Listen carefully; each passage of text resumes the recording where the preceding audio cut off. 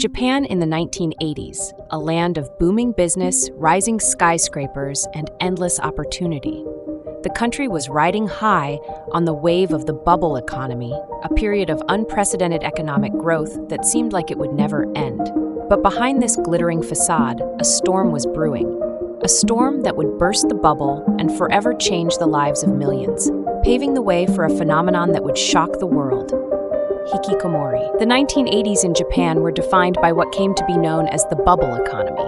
Real estate prices skyrocketed, and the stock market soared to unimaginable heights.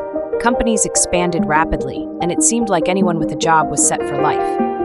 But what exactly fueled this economic explosion? Fueled by easy credit, speculative investments, and a cultural emphasis on status and material wealth, the Japanese economy ballooned. Businesses and individuals alike took on massive debts, confident that their investments would pay off.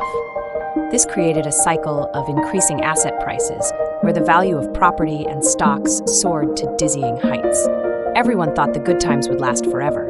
There was this collective belief that Japan was invincible. But as we know, no bubble can keep inflating forever. It has to burst eventually, and burst it did. In the early 1990s, the bubble economy came crashing down. The stock market plummeted, real estate prices collapsed, and Japan entered what would later be called the lost decade, a period of economic stagnation and decline.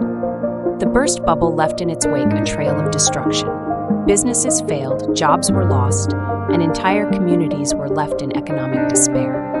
But beyond the numbers, the psychological impact on the Japanese people was profound. The once unshakable belief in lifelong employment and economic security was shattered.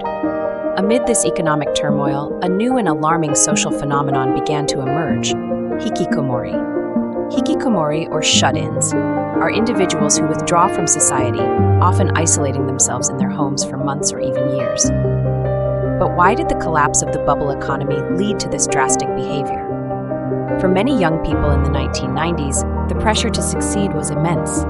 With fewer job opportunities and increasing competition, the fear of failure became overwhelming. Those who couldn't keep up with the demands of society began to retreat into their own worlds, where they felt safe from the judgment and expectations of others. The burst of the bubble not only brought economic hardship, but also a sense of existential dread for many young people. They felt they had no future. No place in a society that had promised so much, but delivered so little. Hikikomori became a coping mechanism, a way to escape the harsh realities of a world that seemed increasingly hostile. Today, the legacy of the bubble burst is still felt in Japan. While the economy has recovered in some ways, the scars of that period remain. Hikikomori is now recognized as a serious social issue, with estimates suggesting that over 1 million people in Japan live as shut-ins. The phenomenon has even spread to other countries, highlighting the global impact of economic instability on mental health. The story of the bubble economy and its burst is more than just an economic tale. It's a reminder of how fragile prosperity can be, and how deeply our sense of security and identity is tied to the world around us. As we continue to grapple with the challenges of the modern world, the lessons of Japan's lost decade and the Hikikomori phenomenon serve as a powerful warning and a call to understand the human cost of economic upheaval. If you found this video insightful, don't forget to like, share, and subscribe. Let us know in the comments what topics you'd like us to explore next. Thanks for